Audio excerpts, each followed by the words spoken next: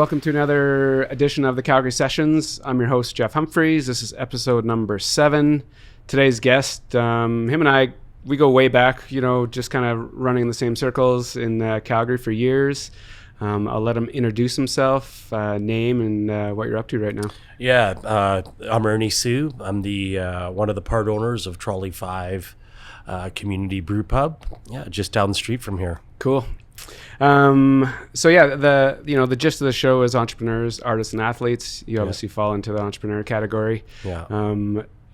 The funny, like I said, me and Ernie have kind of crossed paths over the years. The one random story I was thinking about before you got here was you were running a place in Kensington. It had that upstairs lounge, the Jupiter. Yeah. And that's when you and I kind of met face to face for the first time, because I was DJing around Calgary. Yeah. You were trying to figure out what you wanted to do. And I remember walking up there, I'm like, this is a cool spot. Kind of random, but it was. Yeah. I can't remember the name. Yeah, it was the Jupiter. A friend of mine, George Giorgio, that's when I was owning Classic Jacks at that time. And he had come across the Jupiter, which is now the former Oak Tree. Right.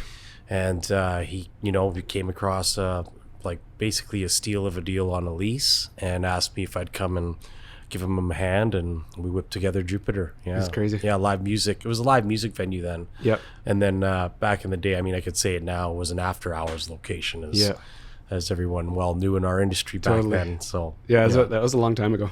Yeah, that was.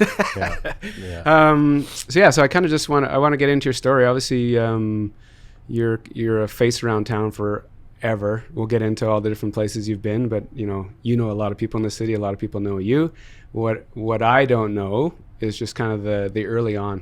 Before you started running Jacks, and I kind of want you to go back. As far as you want to go, whether it's born and raised in Calgary, kind of how you grew up, and how you started getting in. How you saw the restaurant space as kind of your wheelhouse. So born and raised in Calgary, and my family owns the Silver Dragon, which is okay. Yeah, I'm gonna start interjecting all over the place, but yeah, for sure, man. Interject away. Somebody, you might have mentioned that on a post this year, and that was the first time I ever caught wind of it. I had no idea. Yeah, so it's my grandfather, my grandmother, my aunt, and my mom own both of the Silver Dragons. So restaurants have been in my blood all my life. Mm-hmm. The only time I ever worked there though was maybe grade 6 and 7, debeining shrimp and doing dishes, just helping out wherever I could. Yeah, kind of spotty. Yeah. And then so we've got 2 Silver Dragons, obviously the one in Chinatown that man, it's over 60 years old now. Crazy. And then Banff is over 30.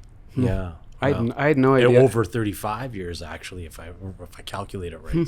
So, and you only worked there, you had one short stint? Why was that? My parents never wanted me in the industry. Mm-hmm. Yeah, my mom especially, she never wanted me in the industry, right? Our industry is, it's a passionate industry, but it's hard. It's hard work. It's not, our industry is not for the faint of heart. Not if you own, right? Yep. So, yeah, especially I think, there's so much energy in the industry, but it can also, if you're not a strong individual, it can chew you up and spit you out. Yeah, it can break you down for sure.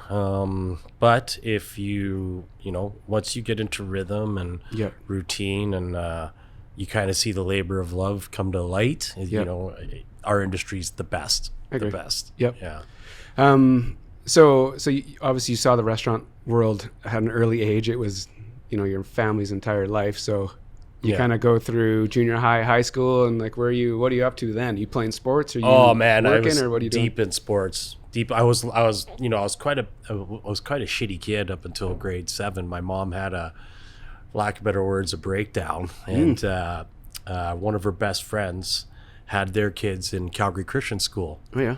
And at that time I was at David Thompson running with a pretty tough crew, grade 7, man. You laugh at it, but it's a thing though. But we were, the grade 9 kids went to go frosh us, to chase down an alley. And we're like, why are we running? We turned around, ate a couple eggs, and then it was on. It was just a full on brawl in the back of an alley. And grade 7. But my mom ended up putting me in the Christian school there, and I played volleyball and kickboxing were my 2 primary sports all the way through my life. But Yeah, that school was awesome, especially on the sports side. Yeah. Where I know is there a couple of, where is that school? It's in Richmond. It's what people refer to as Dutch Acres. Like you got Glenmorgan Bakery, and Right. you got that whole Yeah, yeah, area yeah. there. And So you know, Southwest. yeah. So when I was in the school, I was one of only 2 Asians in the whole school at that time. It was all, like, I would say 90% of the school was Dutch. Crazy. Yeah, Dutch. We were, Christian, Dutch Orthodox. Yeah, Yep. crazy. Like church on Sundays, there wasn't even a piano, just a cappella, right? Wild. So, yeah. So after that, so you're playing sports. Would you see kickboxing? Yeah. How did you, like, where does that even enter into the equation? It was kung fu to start, right? So grade 6, got into kung fu, and then but then right around that grade 8 mark, no matter what martial art you could enter into the kumites, like the tournaments, Yep. right? The point fighting tournaments at that time, which then turned into full contact. Yeah. So then once I got into it, it was an addiction. Yeah. And still is today? I'm not. Nope. Not. I mean, I still spar like with Conrad next door at Rumble. Oh, yeah. Right? Yeah. That guy's awesome. And then, but I work out with Conrad and I'll spar him, but by no means am I eating leg kicks anymore at this age. Yeah. Did being like all in on it, can you pull any the dedication or the passion from that sport into what you're up to, like into the professional world? Like, did it lay the foundation for anything, or because that the kung fu stuff, it seems like there's a lot of rules and parameters and focus. Well, there's a lot of routine, right? Yeah. Discipline for sure. Yeah, that's Daily the word. discipline, Yep. Workout discipline, obviously, and then technique discipline on a daily basis. But volleyball, like the team sport, Yep. volleyball is very I compare volleyball is such a great parallel to, or any team sport really, such a great parallel to our industry. Yep. A lot of the, everyone joked around for so long, like every restaurant you own, you've got so many tall people and volleyball players working, and it wasn't just about volleyball, basketball players as well, but Yep. the team sports, right? It's a very good transition into our industry. I agree. And especially on the volleyball side, university, my friend of mine, Sean Sky, he's way different now, but guys from his team would come and say, hey, I'm looking for a summer job this year. And I'm like, where are you playing? They're like, Mount Royal. I go, oh, you play for Sean Sky? They're like, yeah. I'm like, you're hired. Awesome. Like, nothing I could say to you is going to be insulting. It's so funny you say that, because right now at Trolley, there's a lot of tall people. There's a lot of some of the bartenders, or at least 2 or 3 of them, they're like tall guys, and I would have never connected the dots. Yeah, well, not just of. guys. I mean, I think we used to joke around some brunches, because a lot of the volleyball players work brunches. Yeah, that's what I was. I think the shortest person might have been 5'10", right? Like just monsters. Yeah. It's funny you say brunch, because the other funny thing when I was thinking about you at Trolley, remember Tony, big Tony Banfield. He was a door guy everywhere at the embassy. He was always Embassy out. Mint. Yeah, exactly. Yeah. So me and Tony went to Trolley hungover on a Sunday, and one of your tall bartenders, you could see that we were struggling. Yeah. And typical Jameson's. No, but your staff are very, they're very in tune with what's happening and what somebody needs. Yeah. So this bartender, I can't remember his name. He's like, "How you guys doing?" We're like, we're a little under the weather. We don't know which way to go. He's like, "Oh, I got something." So he goes back and he's working back there. Comes back and drops these 2 pints on the table. It's half White Crush. Yeah. And half cider. Yeah, it was that peach Big Rock cider. That's right. Yeah. Does he have a name for it? I can't remember. Yeah, it was like it was an insult to my first crush, I thought, for a while, but it was. I can't remember what he called it. Oh man, it was like it went into the top 4. It's crazy. Yeah, I think it was White Summer or something, or Peach Summer. Unbelievable. Yeah, I still make it, when I'm at the cabin or at home, and I just needed. Something it's a different. great drink. I won't lie. But I'm just like, how can you put cider in my beer? But yeah, it's. So that was the tall bartender. So tall. Yeah, that was. As soon as you said tall, I was like, oh, I remember that guy. Yeah.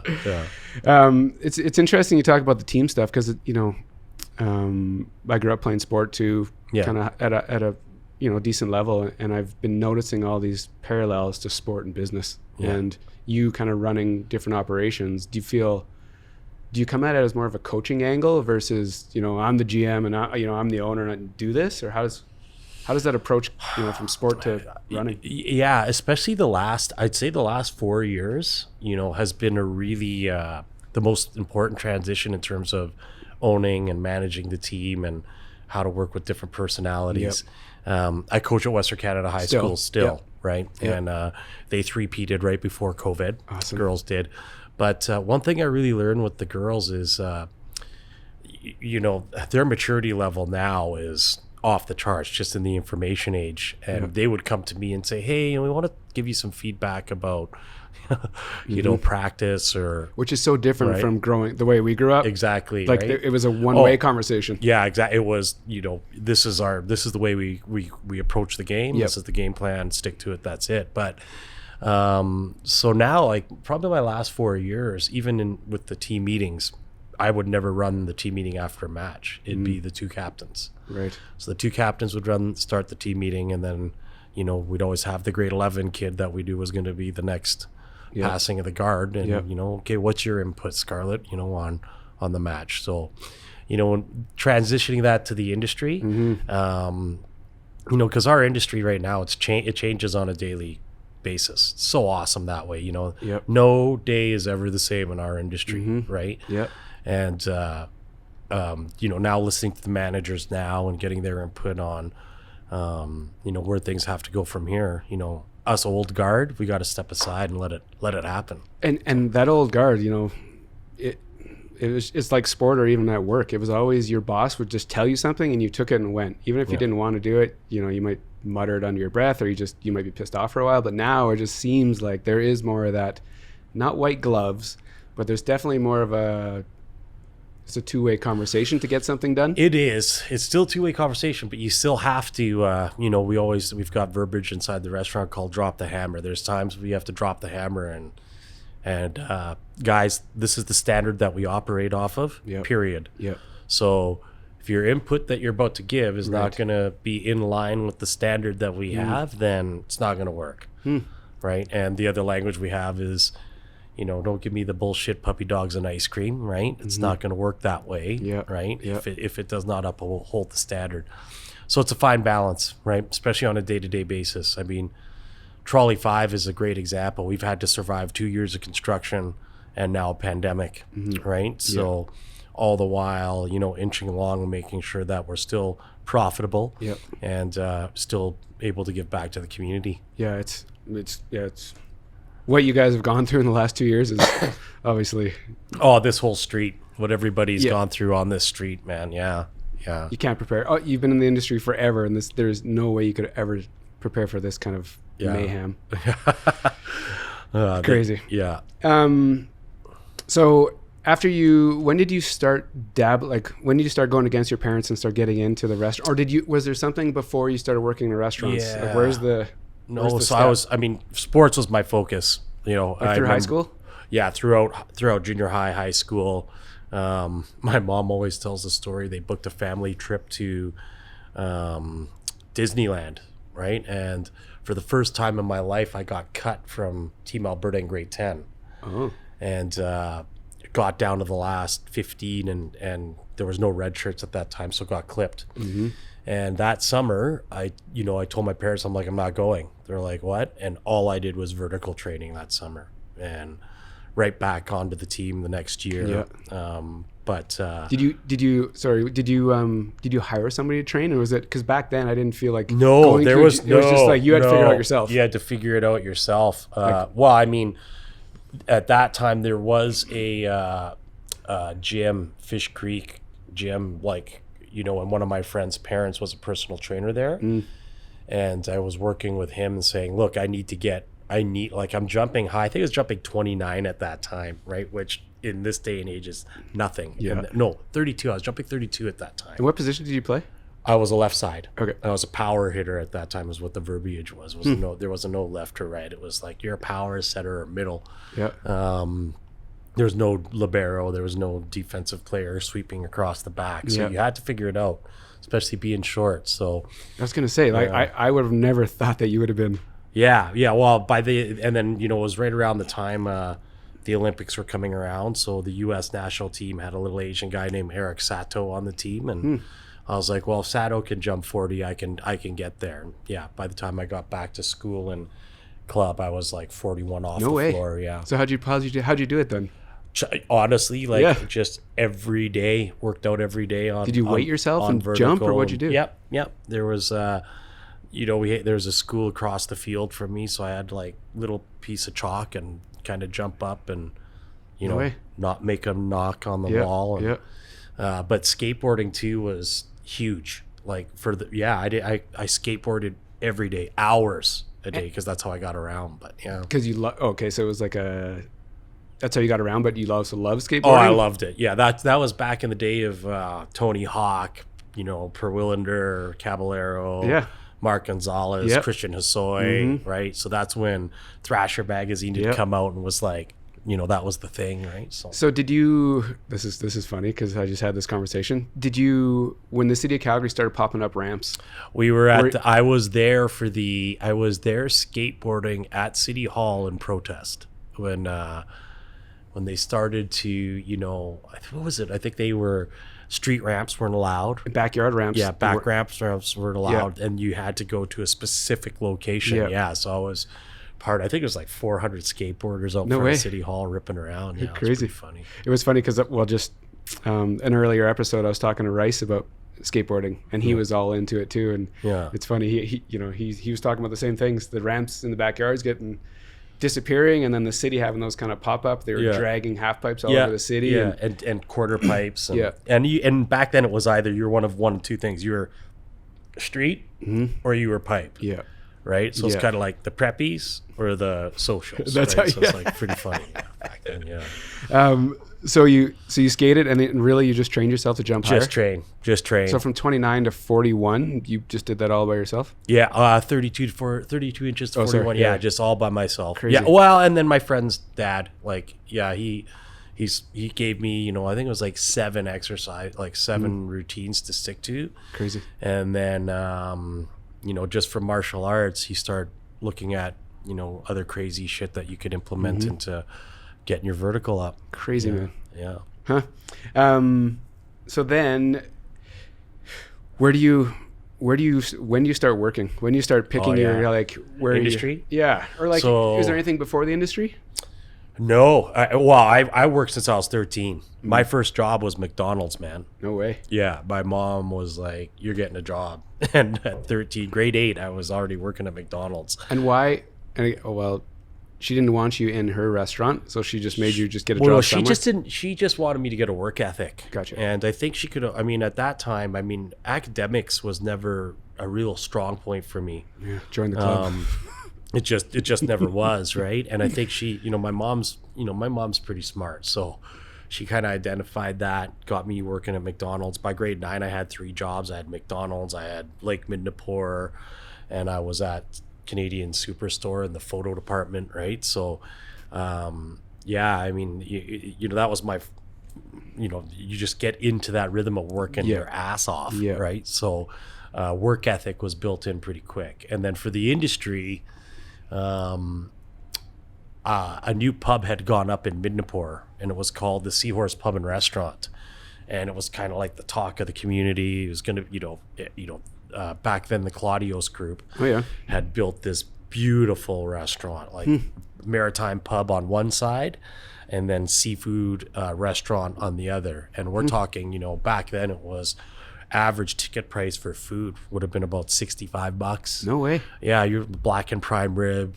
Cuban lobster tail done with béarnaise, and you remember I remember the menu inside out. But when that restaurant was going up, everybody was trying to get a job there, right? Yep. So Todd Perkins, I was blessed and fortunate. I was met my mentor right there at that restaurant, and he didn't hire me.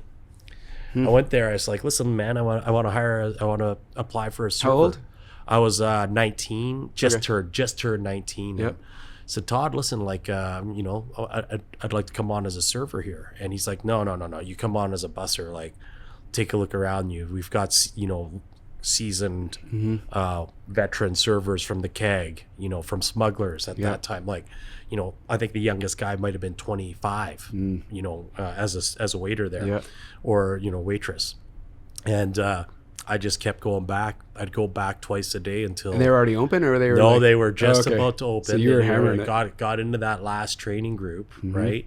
And but yeah, he's like, okay, fine. He's like, you come on as a waiter, but you're gonna get 2 tables, so you have to do both. You're doing a waiter and you're gonna bus at the same time. So I think he ran me as a little guinea pig, but worked out really well. Crazy. Yeah. So you just that persistence. Where do you get that? Is that from your family, or like where's that come a from? couple of my friends that got hired there as bussers, right? So I wanted to prove to them that I was going to get hired, but I was going to come in as a waiter. Gotcha. Right? So is that peer kind of but my mom and my dad always had that hard work ethic. Because like owning a restaurant, if you've never worked in a restaurant, you don't really understand what it takes to pull it off. So I can't imagine what it's like having a family, running a restaurant. Yeah, my parents were easily 16-hour days, easily. So you saw that as normal, really. Yeah, So, I guess that, you kind of sit back and go, yeah, this is the way it works, right? So, yeah. And they probably didn't complain about anything. They just did their thing. No. They'd complain about, us being lazy when they got home or not getting shit done. But, But not going down to work and working long hours. Like No, never in front of us. Yeah. Crazy. So how long did you work at that restaurant? The seafood joint? Geez, I was at the Seahorse so it was part of the Claudio's group at that time. What did they own back then? What else? Oh my God. So it would have been the Fox and Firkin, King's Horse, Coconut Joe's, Banditos, Claudio's, the Seahorse Pub and Restaurant. Right around the corner after the Seahorse, they opened up the King's Head. Oh yeah. Yeah. And then, they had a big, they were the largest group for sure in the city at that time. Yep.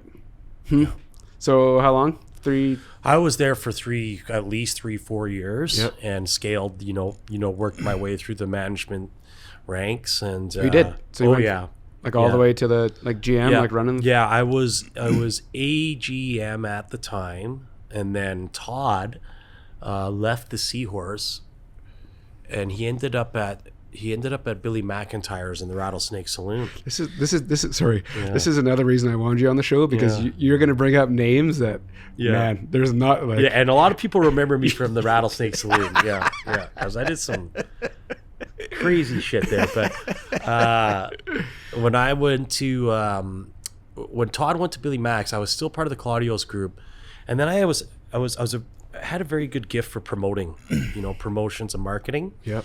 And that's when they started to move me around the company as, kind of like that sales booster. I did some work at the Fox, I did a little work at Coconut Joe's, and then King's Head opened and was there for a short stint. And when you're good at the sales kind of marketing side back then, what did that actually entail? Oh my God, that was passing.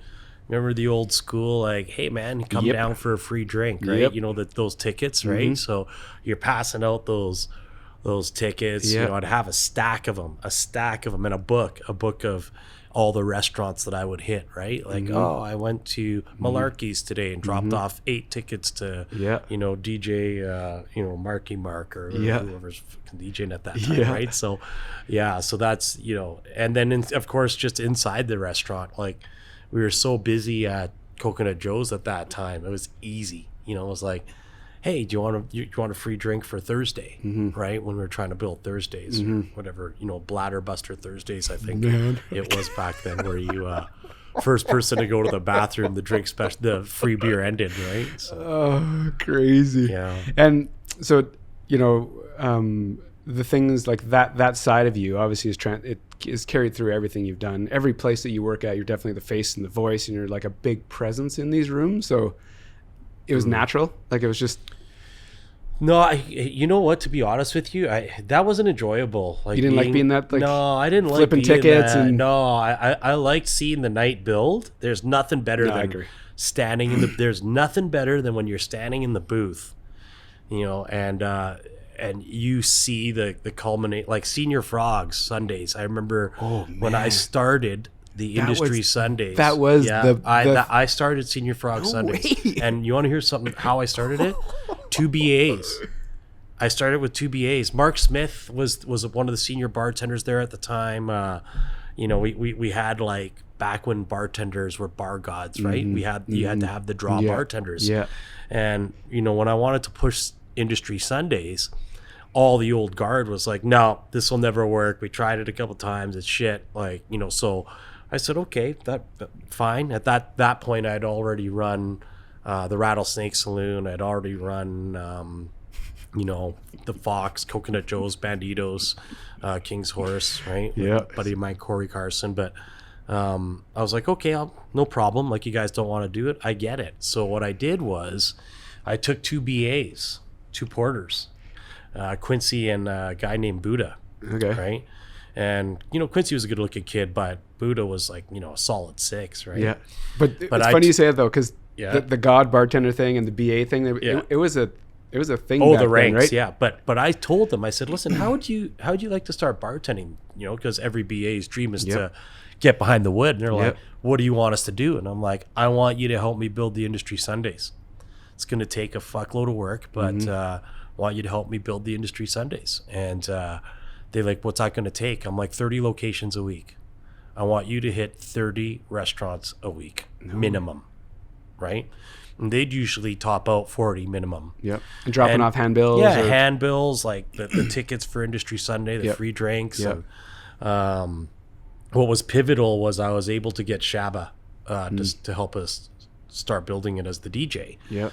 And Senior Frogs was 3 levels at that time. So, Chaos too. Yeah, no, well, not on Sundays. We started off Sundays. But when in its prime. When I got it, Yes. we got it to where we yeah. wanted it to be, man, we were doing stage dives off the 3rd levels. I watched it all. Crazy, yeah. But so Buddha Quincy, they started off. I think if I can remember it right, the first 4 ring outs, I think the highest ring out was $1,100 with $900 worth of promo, right? Mm-hmm.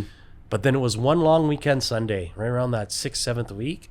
We had a long weekend Sunday. We did 5K, 2 bartenders, no server, a busser, myself, and DJ Shabba. Mm-hmm. And then all of a sudden, servers came to me. Hey, Ernie, like, how do we get onto the promoting team for Industry Sundays? Because they could start to see the build. The old guard still, they're like, no, right? So I said to the servers that always wanted to bartend, my girls, I was like, yeah, for sure, but got to hit 30 restaurants a week. So then we started to do the map of the promoting and quadrants of the city. So it's pretty calculated. Very calculated. Red lot. Everybody's like, oh, well, we should be hitting these nightclubs. And it's like, no, do not hit any of the nightclubs, because the nightclub staff, A, they don't believe in it, and B, there's only like 12 staff. Yep. Hit a Red Lobster, hit an Earl's. Earl's Southport was the restaurant at that time, right? They got 60 staff. Yep. Get 6 of them. Go get them. Here. Yeah. So now main one was run by the 2 BAs.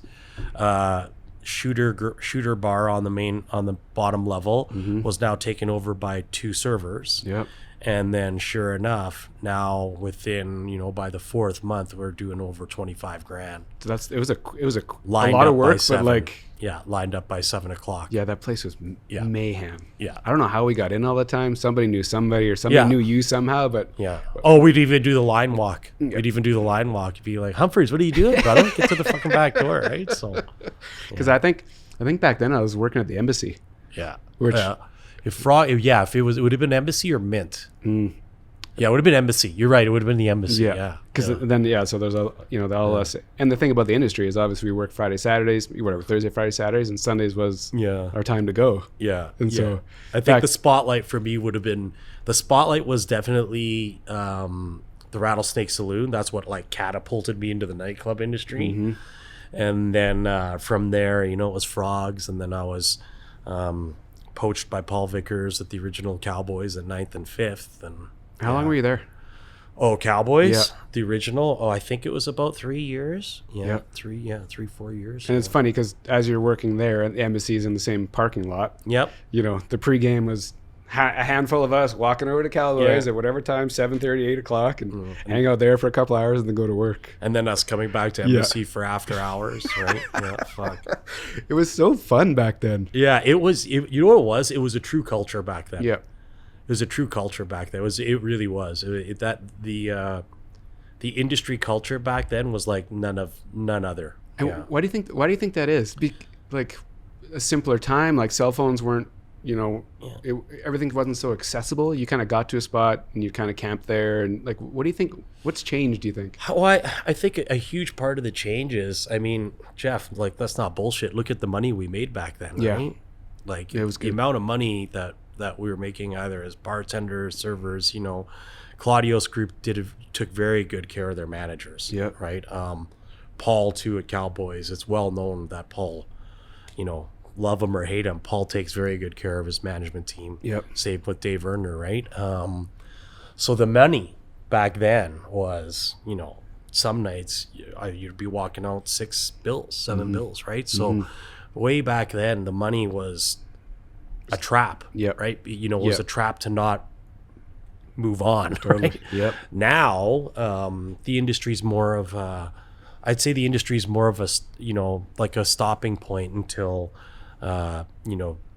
people move on to going on to be a doctor Right. or, and open up their marketing company, what have you. Yep. Right. So the career bartenders and servers, which was a large volume back then, that's kind of, gone by the wayside. Now the career people in our industry are all managers. Yep. Right. Like they manage. Right, that's what they do. This is what they love. That's what gets them up in the morning.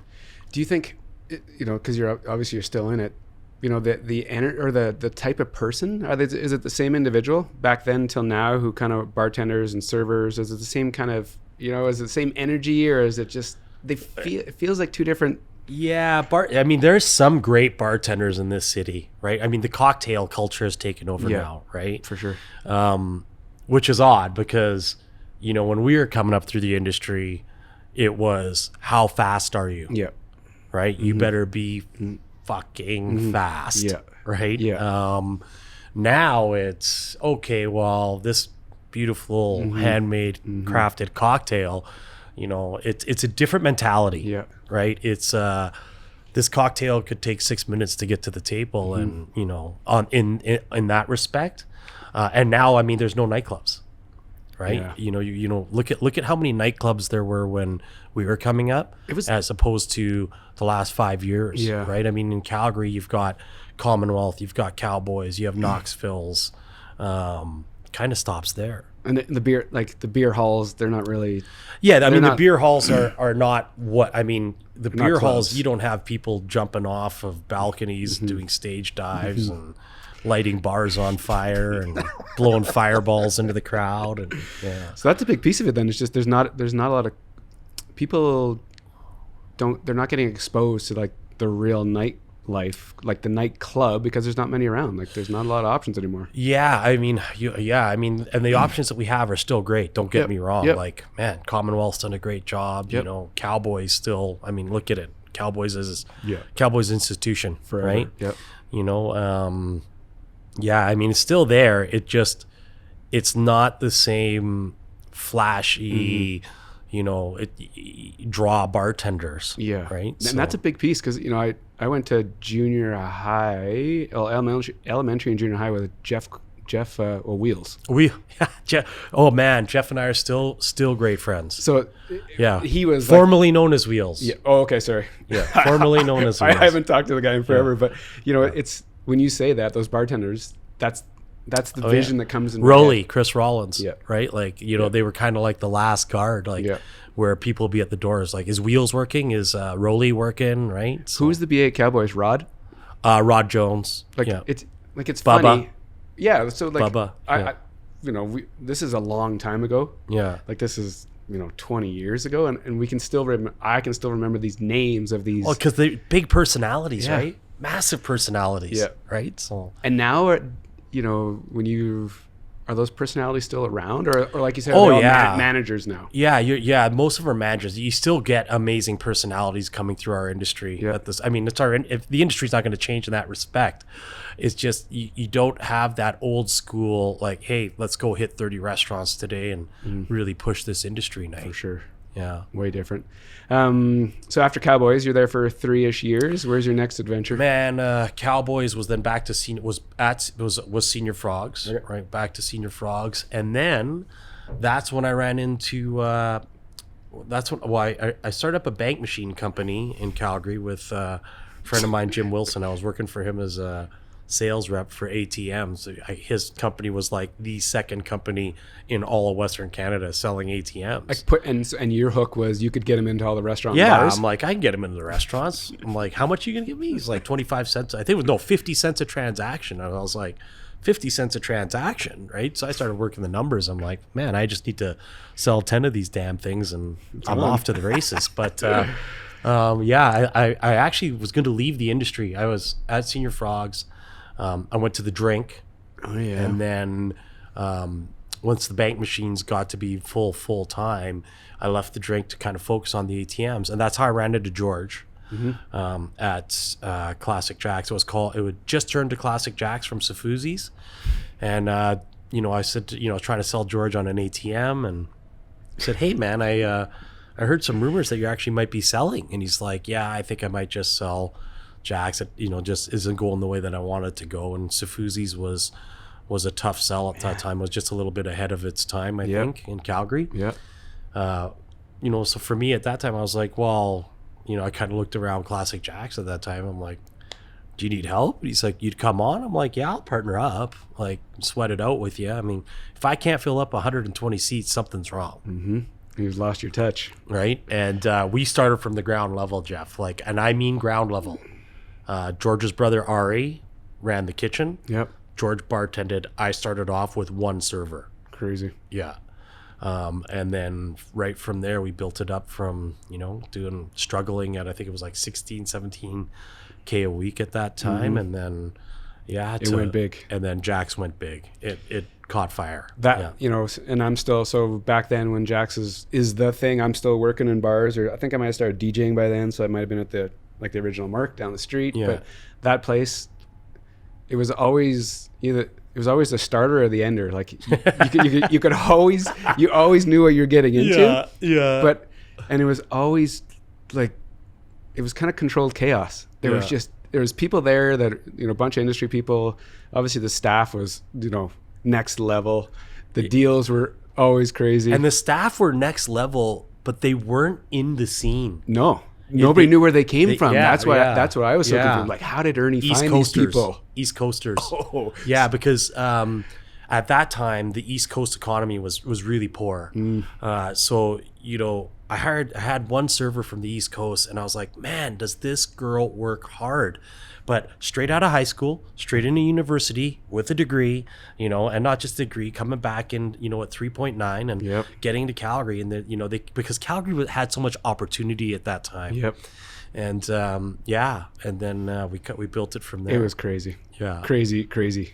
Yeah. And how long was that? It felt like it was there forever. Man, I was there with the group for 12 years. So from Classic Jack's, met my, still a very close friend of mine, business partner, George, and Ari. But their dad was another mentor to me coming through the industry. Like, I still remember Peter, because I'd be first in. And Peter, multimillionaire, no word of a lie. Peter and Effie, we were struggling so hard to get out of debt in the beginning. George's parents cleaned the restaurant for us. No way. Every day. Every day. Crazy. The restaurant, the bathrooms, every day. Were they restaurant people? Or Yeah. they were. Peter's dad, George's dad had a restaurant in Bowness called The Place, and he had another restaurant in New York for, I think it was like 15 or 16 years. Wow. Yeah. Okay, so they understood the industry. Yeah. They understood the industry, and they understood how to make a hard dollar. Yep. Right? And Yep. when we were fighting to get out of the hole that we were in, everybody, as you well know, you get so pinned on food costs, labor costs, liquor costs, and then when we looked at it and started running more aggressive specials, it just kind of caught from there. So what was the hook? Was it wing night or something? 9-cent wings. Right. That was it Wednesday or Tuesday or what was it? It was 9-cent wing Wednesday. So it was, when I partnered up with George, it was 10 cents. Yeah. And we were doing like $800, like maybe 800, 900 on a Wednesday. Yeah. And I said, listen, man, like, let's drop it to 9, a single digit. And George was like, you think that's going to make a difference? I'm like, let's just see. And we popped it at 9 and, 3 weeks later, we literally quadrupled the sales. 3 weeks later, it just went off. And did you have the staff doing your go hit your 30 restaurants? Yeah, trick? we were doing the same thing, the promoting. I still had my book that I would open up, and that's when cell phones were around at that time. And I'd just be calling people, hey man, like come and by for a pint, tonight, and let me buy you some wings, and get the room feeling good, and then rocking it from there. But man, once we started to get busy, do you remember Will? Yep. So Will and I grew up together at Mindapore, and his first gig was at a Rattlesnake Saloon. And then from there, I got him at the Fox. Yep. And then, of course, everyone knows Will from Kaylee's. Yep. And Will was at Kaylee's. He, citywide, everyone knew Will. And when I went back to Jack's, I was like, listen, we're struggling, Will. Like, is there any way you could maybe play a Saturday night? And he said, not a problem. So Will started playing a couple Saturdays. Up on the back, like the back, yeah, like at the second deck there, right? So Will came in, started playing a couple Saturdays, and then Wednesday, Friday, Saturday caught. Then we started the Buckets of Corona on Thursdays.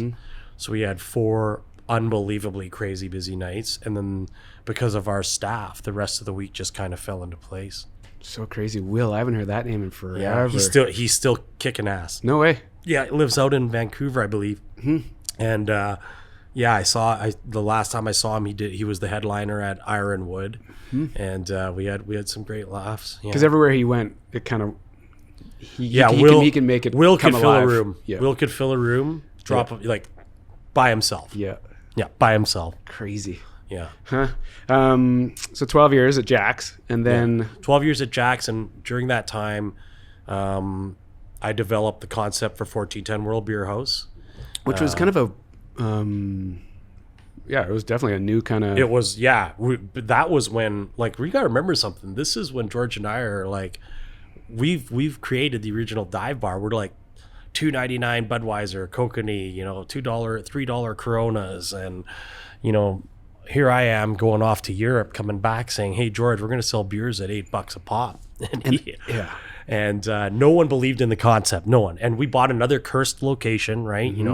Everyone thought Jack's was a cursed location. Yep. When George signed the deal for the Homestead, it was the Homestead at that time. Yeah. Everyone laughed at us. They're like, in your head. you guys are grabbing that piece of shit beside McDonald's? What are you guys doing? And you're doing what? You're selling $8 beers? Right? And, we were there was Bottle Screw Bills at the time and us. So those were the two kind of new beer was it like feel. Could you say craft? Was it craft? It wasn't craft. Not it was yet. UK Belgian focus. It was, but that word craft wasn't a thing. That word craft beer was not a thing as of yet. World beers was the thing. So just everything but Germany, Belgian. Okay. Belgian beers was like the mass trend. Okay. Right. And so we opened up this Belgian beer house. We called it the World Beer House. And holy shit, like the first 2 months, like I thought George was going to kill me because we were slow. Like it was like, this isn't really working, right? Started to panic it to the drawing board. Okay, what buckets of beer are we going to start doing, right? You got to pull out the book again. We're okay. Get the book of names again, but fuck it. Yeah. So then what ended up happening was it just, all of a sudden it boom. We just got that clientele that wanted beers from around the world, and then it got slammed. Crazy. 1410 was busy. Jamming. Jimmy from Roxwell DJs, Jimmy and Joey. Yep. That's where they got their start in Calgary. That's where I gave them their first gig. Was that 1410? Wild, man. Yeah. And after 1410, where do you? So after I got out of the group had 1410, 1600 Classic Jacks, and 80th and Ivy at that time. Did you bounce around between? Well, I ran all of them. Yeah. I had them all. I was Gotcha. partners in all of them. Gotcha. Myself, George and Ari, and then Joanna, their sister, got into play as well. So I left Jack's. I left Group 933 was what we were called at that time. Yep. And you know what? I had burnout. Like you think the 80 hours a week aren't going to catch up, or and I truly hit burnout. And you know what? When I look back on it, it was no fault of my partners, because George was always, hey, we got to take our foot off the gas pedal here and let our people run this company. And it's just so hard, right? When you, especially when you build 1410 right from scratch, to see that beer concept now take off across the city, right? So I, when I left, was awesome. I did a hike, came down, met with my business partners, told them that I'd like to be bought out, and we had a half hour literally of dead silence in the bike. It's a big change. Yeah.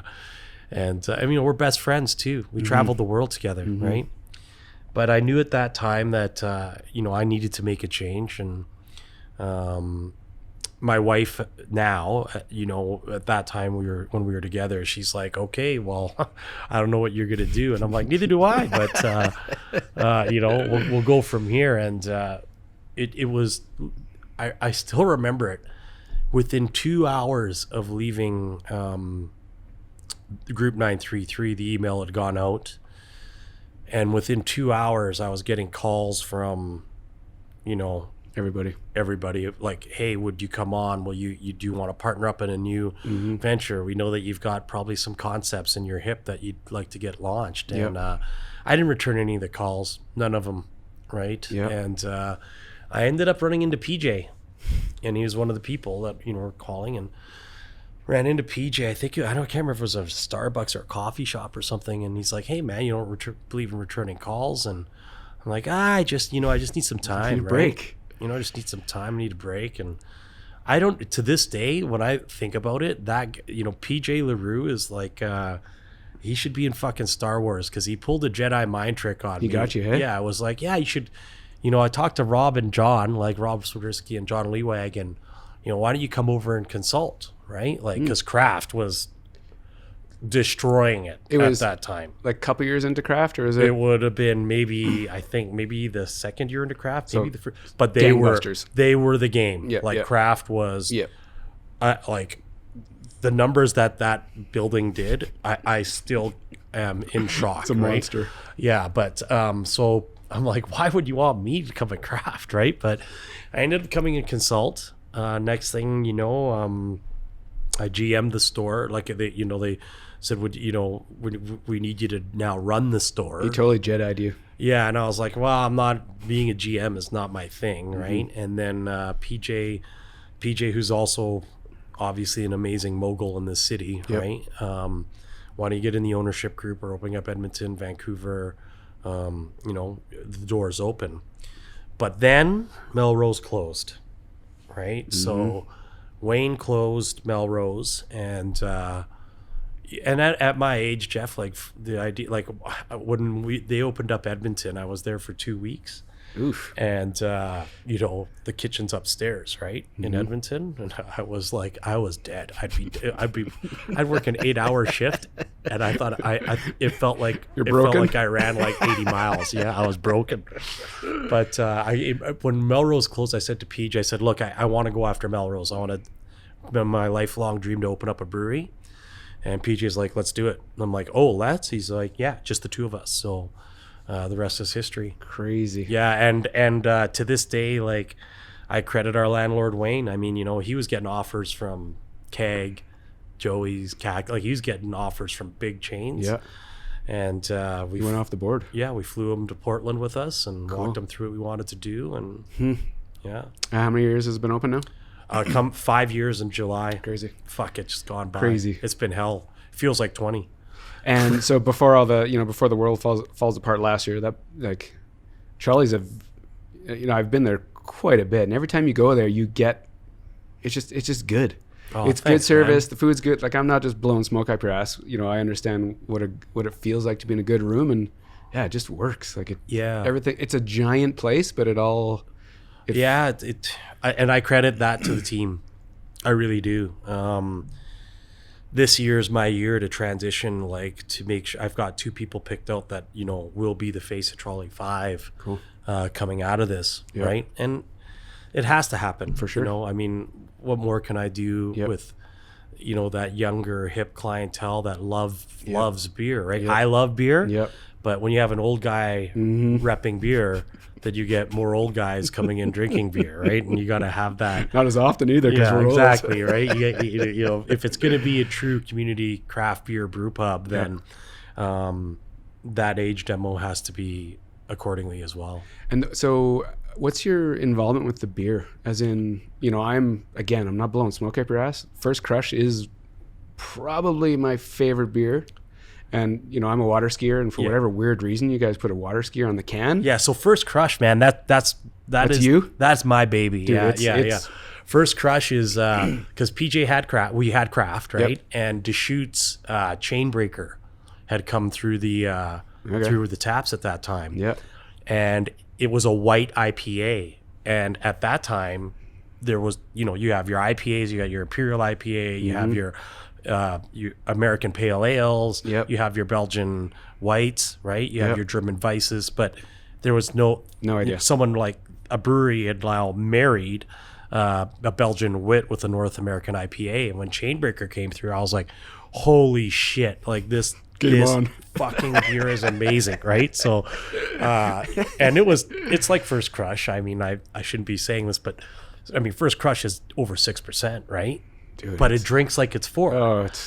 So when we opened up Trolley 5, Jeff Demanic, who's our head brewer, I said, look, brought him Chainbreaker, and I said, hell or high water, I don't want it to be exactly the same. I'd like it to have a little bit more on the friendly citrus side, right? So it's a good way to say it. I don't want to get into the piney, hoppy, spruce side of hops.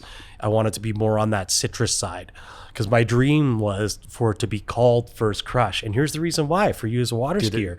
So First Crush was to be, you know, it was supposed to be 4 rotating labels, right? So in the winter, it's supposed to, and we had one. It was a snowboarder, like going up. So it should be the first tracks. It should be that, you know, that first, you know, First Crush should remind you of, you know, the first tracks, the first powder day, right? The water skiing, First Crush should remind you of like, man, this is the first day that we're out on the skis. How did you get there though? Did you do you ski or like? I snowboard. I snowboard, and but how I got there was, you know, back to Cindy and Todd, the 2 mentors that I met at the Seahorse.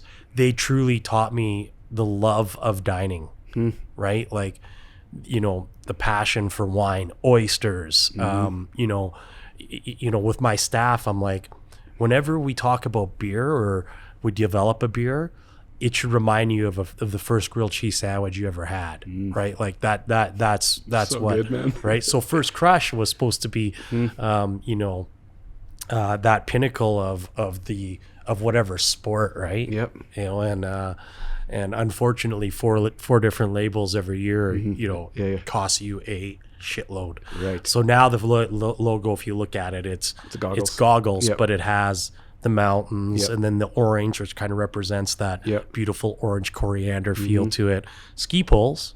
Right.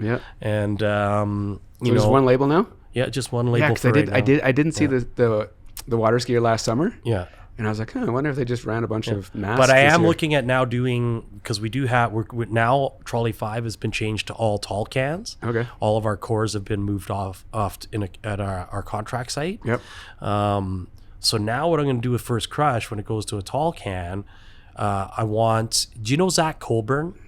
He's the mountain ice climber here in Calgary. Okay. Like, if you ever have a chance, look up his Instagram. Yep. His shit is crazy. So, you know, I want to be able to develop, like, you know, whether it's you on your water skis on the label with Zach, Cool. An image of Zach ice climbing, and then an image of, you know, Mark Kwalachuk, you know, popping you know, 720, I don't know, right? That's that you know, now I want to get back into that that fuel for First Crush. It's so funny because a good friend of mine, this pro water skier, he comes up to Calgary and does training sessions at the club where I ski at.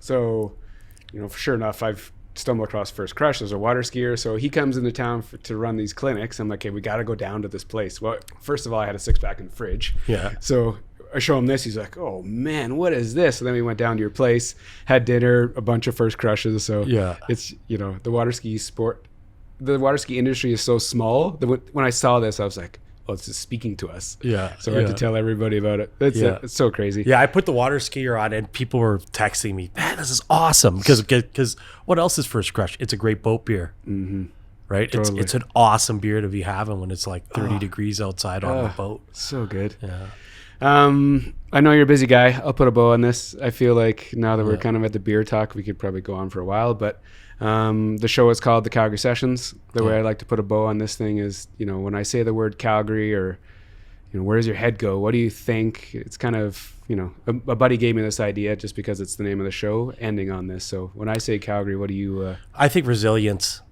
I do. I think resilience, and I think of hard work. And it's funny, when you talk about your show, which is perfect because it's everything that I love: artists, music, sports, athletes, right?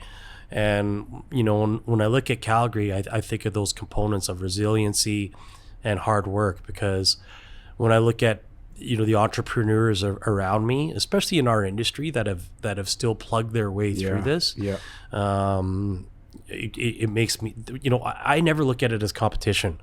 I always look at it as, if we have a healthy industry, we've got a healthy economy, For sure. right? Yep. And then on the sports side of things, those exact same words, resiliency and hard work. Yep. Right. You see, Bob Willett, who has one of the best basketball schools, probably in Canada, right? And seeing what he's done and what he's now going to be doing for some of the underprivileged players in the city, right? So that's what I think of when I think of Calgary, man. It's cool. It's really cool to hear these answers, because there's definitely a common thread, which is kind of people and just there's something special. Just being born and raised here. Yeah. I don't know. There's obviously a different connection, but I feel obviously very similar to you do, man. I'm blessed. Born and raised is, that you can see it. That's what's on our sweaters, right? At Trolley is we live, eat and breathe by born and raised. Yeah. So it's awesome, man. Thanks for making the time. This was super cool to catch up with you, because I've known you for a long time, and obviously these names you're bringing up, I flash back to a super fun time in my life. So thanks for making the time. Yeah. Thank you, brother. Thanks for having me. Awesome. All right.